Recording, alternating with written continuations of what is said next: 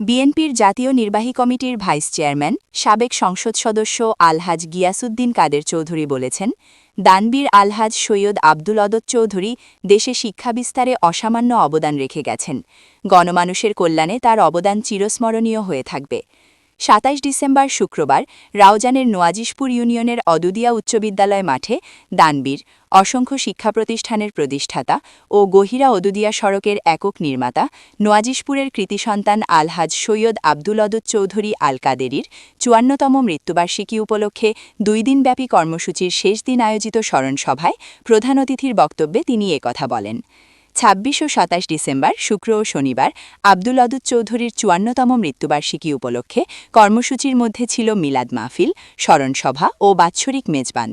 স্মরণসভায় সভাপতিত্ব করেন আলহাজ সৈয়দ আব্দুল অদদ চৌধুরী আল কাদেরীর ৫৪তম মৃত্যুবার্ষিকী উদযাপন পরিষদের আহ্বায়ক আলহাজ নুরুচ্ছাফা চৌধুরী।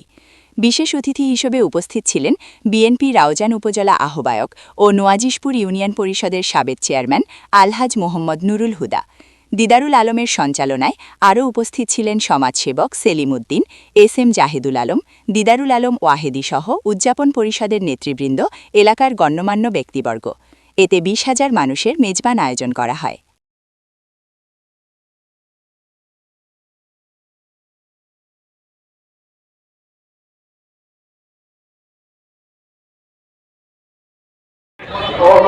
আর আবেদন করে মেডিকেল